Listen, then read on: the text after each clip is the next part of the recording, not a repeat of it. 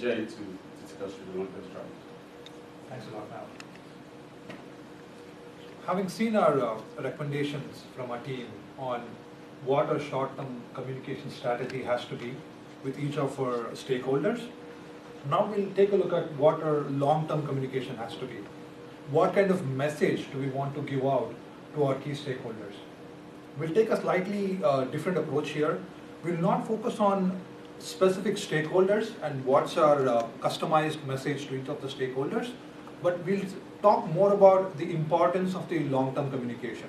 What kind of channels we need to engage in order to communicate this strategy effectively, communicate this message effectively. And we'll also look at what kind of theme do we want to build in our long-term message. So that's the overall theme for this session. As we look at this, any negative message or negative reputation has a big time impact on the stock price of a company. Now what we are looking at here is the stock price of British Petroleum in 2010. As you can see here, the company's stock price was doing quite well in the first part of the year until this happened. When the oil spill in Gulf of Mexico hit, their stock price took a nosedive, and it didn't quite recover from its pre-crisis highs. It didn't help the fact that British Petroleum was not necessarily known for being a green company or a sustainable company. So we as a team believe that this lack of image for the company also contributed to amplifying the effect on its stock price. So that's the impact we feel a long-term reputation has on a company's stock price. Now, we can look at some of the channels we have in order to communicate our long-term message. So we would like to broadly classify this into two sets of channels. One is the traditional media, the traditional media being newspapers, television, auto journals, and the new age media is like the Facebook, the online websites, YouTube, online news portals, and Twitter. Now, many customers today spend a lot of time on social media than they spend on traditional media. I, for example, spend most of my time browsing Facebook or seeing YouTube videos, and all the news that I read is even online. I don't read a traditional newspaper. So it's a key aspect that we have to consider. And in this channel, we also have the opportunity to shape the narrative. One key aspect our team noted is with traditional media, although we are spending, we have the ability to buy up advertising space and try to create a brand, we don't have much control on shaping the narrative about the company. We cannot really control the story about the company. But with social media, we have a chance to lead the narrative. We can work with the customer directly to shape the kind of image that we want our company to have in stakeholders' mind. But this area is an area of concern for us right now. Our social media engagement is really low. In the research that our team did, our Facebook following is up similarly low compared to our competitors. We have very few Facebook content or following on Facebook. It's similar case in our online video content as well. With YouTube, we have very minimal video content as well as subscribers. The same is the case with Twitter. Nothing to be proud of in our Twitter followership. So this is an area of concern as well as a call to action. We need to increase spending in social media to get our message across. Now, we did find some data to back up our claims. So there was a survey done by a company called LeadSift, and as per the survey, 71% of the respondents said that they look at online info before making a purchase. The survey also said that 53% of them have their first experience with dealers online. And 23% of them said that social media reviews on dealership and automobiles matter before they make a purchase decision. 50% also said that TV advertising impacts their buying decisions, which also again reiterates the fact that we cannot ignore traditional media. but it should be quite evident that the purchase decisions are significantly influenced by social media messaging. Not only the purchase decisions, but we also have an opportunity to look for sales leads in social media. The same survey found 1,700 plus sales leads in 3 days from Twitter. And out of all these leads, 98% of them were identified as hot deals, or something that showed strong purchase intent. And 95% of it also said that those leads displayed positive buying behavior. So this is an area for us to drive our top line. Now, social media, our stand is social media is a key channel for us to communicate our long-term strategy. But what kind of theme do we want to present in a long-term strategy? We want to be known as a green company, a green innovative company, which is more likely to resonate well with our millennial customers. But the opportunity cost of not investing in green initiatives is also high. As per a study by McKinsey,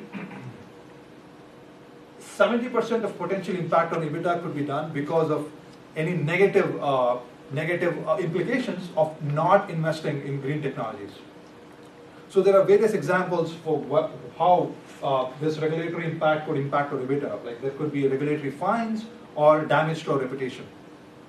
So basically, our company is already investing in green initiatives in electric vehicles, but we need to make sure that we communicate, we emphasize that message across all our platforms so that we proactively shape the message of our company's brand in our stakeholders' mind. I would like to end this section with a few takeaways. As my colleagues Vanya and Mel mentioned, we need to proactively communicate across all our platforms, both in the short term as well as long term. And social media spending is economical compared to traditional media spending, and we believe it has a better return on investment. And we also want to emphasize that our company is a green innovative company. That's the image we want to build in people's mind. With that, I would like to open up for question and answers.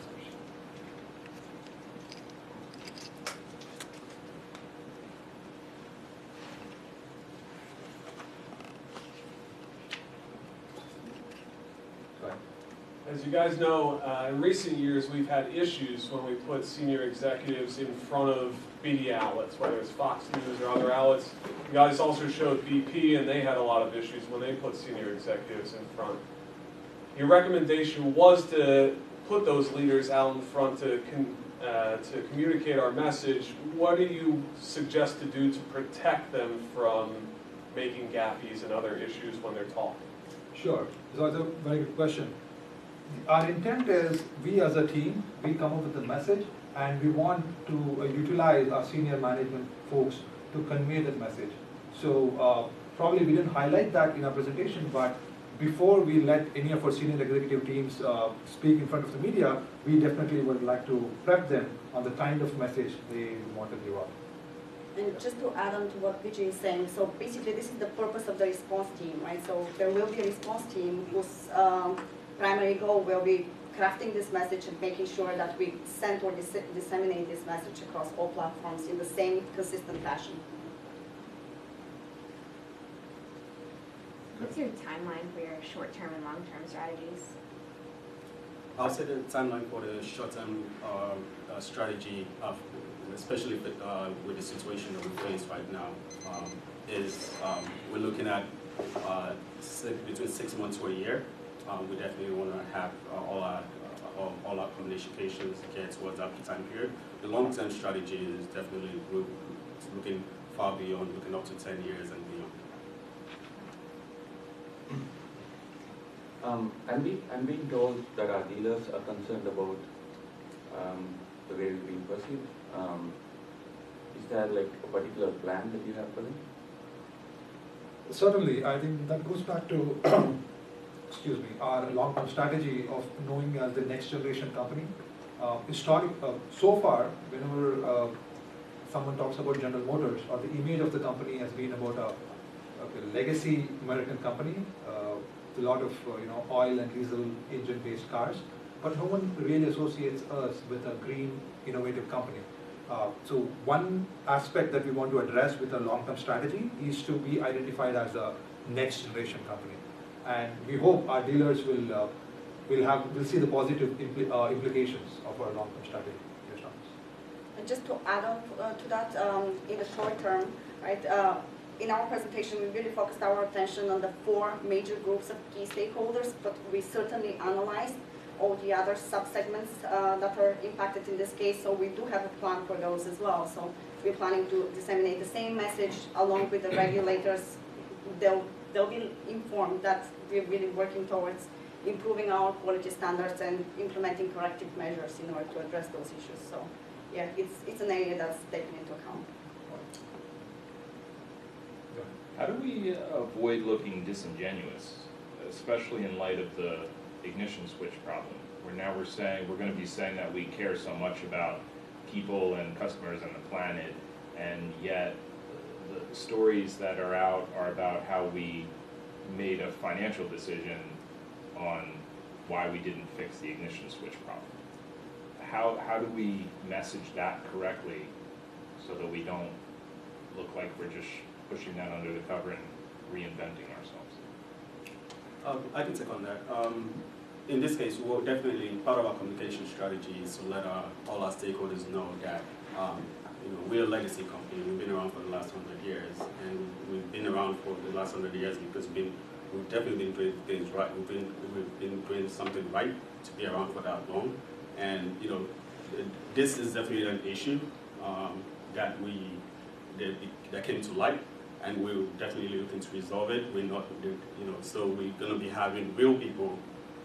We're going to have our communication strategies to have our employees talk about how they work and the integrity they put into their job, the love for their job, doing the right thing. That's going to be part of our strategy, communicating that to the rest of our stakeholders. And definitely we want to also communicate to our stakeholders that we're looking forward towards the next 100 years. We're not just here, we don't plan to just sell you something today and tell you bye, we don't want to see you again. So a part of our strategy is to be original, and I think we're going to use the faces of real people to communicate that. Concerning your analogy to GM and BP and the negative reaction to the market based on what you said BP's reputation was concerning sustainability and such.